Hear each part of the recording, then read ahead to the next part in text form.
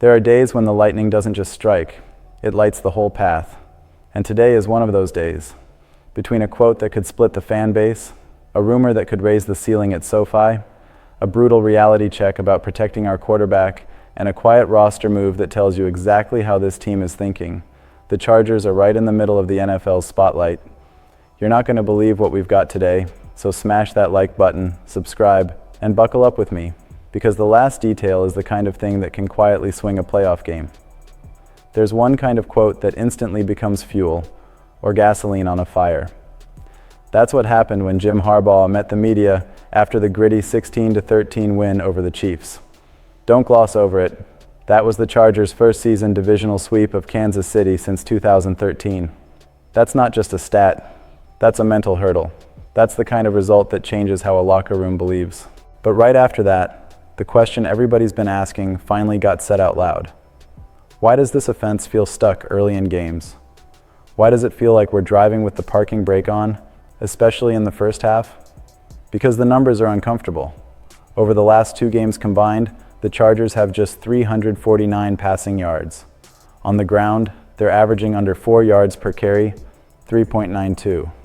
And Harbaugh didn't flinch. He said he likes the way the offense is playing right now, and he sounded genuinely confident in the identity. When ESPN's Chris Rim asked what he liked specifically, Harbaugh basically said the Chiefs and Eagles would have loved to have the Chargers' offensive production in those games, and he emphasized those were really good teams and really good defenses. He called it winning football, and it didn't stop there. Harbaugh was also asked about Justin Herbert, calling the offensive performance uncharacteristic after the Eagles game. Harbaugh's response was classic. He basically said, "Justin, the other quarterback would have much rather had the game you had." Translation? Harbaugh isn't here to win style points. He's here to stack wins, protect the locker room, and keep the confidence where it belongs. As a fan, I respect the mindset. Winning is the job. But here's the real conversation for the Bolt fan. How you win matters when January shows up. Because you can't assume every game will be a low-scoring grind where your defense keeps things under control. The Chargers are 19th in points per game at 22.5. The defense has balanced that out by being 9th in points allowed at 20.3. And since the bye, the defense has been even nastier, allowing 15.3 points per game, tied with the Eagles, Texans, and Bears since their bye. But the question is brutal. What happens when the defense has a human day? What happens when you're down 7 in the 4th and you need a 2-minute answer, not a field position battle? And the offensive line isn't exactly easing that fear.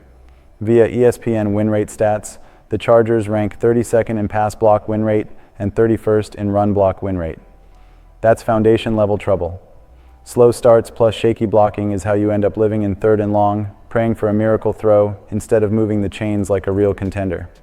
That's where the fan base splits. Some people hear Harbaugh say, winning football, and feel calm. Others hear it and think, yeah, but what happens when the game script flips and you're chasing points? Now look at what's next. Dallas. Harbaugh called them arguably the best offense the Chargers have faced all season. The numbers back it up. 4th in points per game at 29.1, and 1st in yards per game at 396.9. That's not a nice test. That's a final exam. And it raises the bigger storyline for the rest of the season. Can this offense find another gear before the playoffs? Before a game forces you to score more than you've had to? Because let's be real. If you're trying to make a run, you're likely going to see top 10 offenses. Teams like New England or Buffalo. And the number. 1 seed Denver Broncos are sitting there with a top 10 offense in yards and the 3rd best scoring defense in the league, under 19 points allowed. That's the type of opponent where you can't just manage the game. You have to threaten the scoreboard. You have to create chunk plays. You have to finish in the red zone. And if you think that's the biggest stress point today, hold on. Because what's happening in Miami might end up feeling like a gift wrapped in pure speed.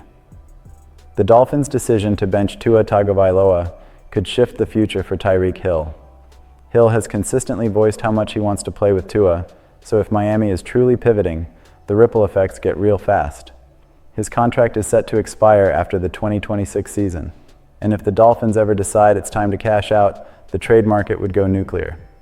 So let me ask the question that would light up any Chargers group chat. If Tyreek Hill becomes available, do the Chargers have to go get him? Before you answer with pure emotion, take a breath. Yes, he's coming off a serious knee injury, a dislocated left knee with multiple torn ligaments. Yes, he's approaching 30, so durability is a real conversation. But when healthy, Tyreek isn't just fast, he's a scheme breaker. He forces safeties to play scared. He creates chunk plays out of thin air. He changes how a defense calls a game. Now look at the Chargers' offense right now. There's talent, but there's inconsistency at wide receiver.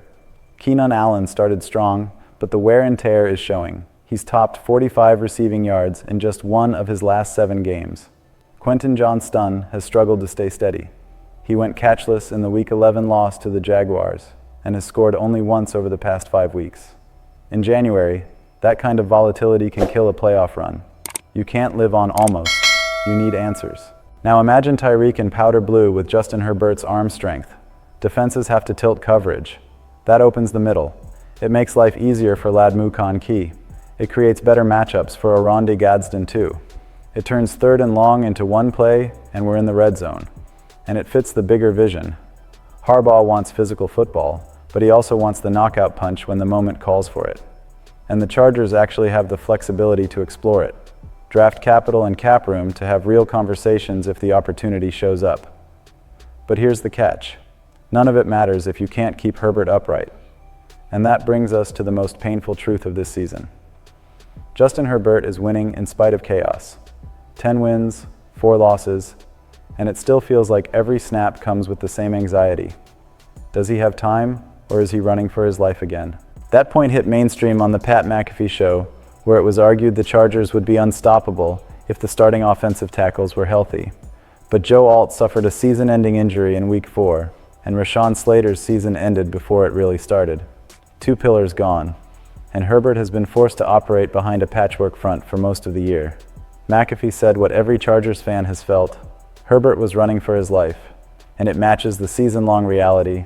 Herbert has been sacked 49 times, among the most in the league, tied with Raiders QB Geno Smith and Titans QB Cam Ward. That's a massive red flag for any contender. Still, Herbert keeps making it work. Quick decisions, tough throws, no panic. And that's why the what if is so maddening. Because if this team can win ugly like this, imagine what it looks like with stable protection in a playoff game. Imagine Herbert with an extra beat, letting routes develop, letting chunk plays breathe. The difference between a rush throw and a clean window throw is the difference between a punt and points. But January doesn't care about what if. If the Chargers get into a game where they have to answer scores, protection becomes everything. So here's the real debate. Is Herbert good enough to keep surviving this? Or do the Chargers have to treat protection as the #1 priority above everything else if they want a real run? And that's why this next move matters more than people think, because it's not splashy. It's strategic. ESPN's Chris Rim reported the Chargers are signing tight end Tanner McLachlan to the practice squad and releasing center Josh Kaltenberger from the practice squad in the corresponding move. It sounds minor.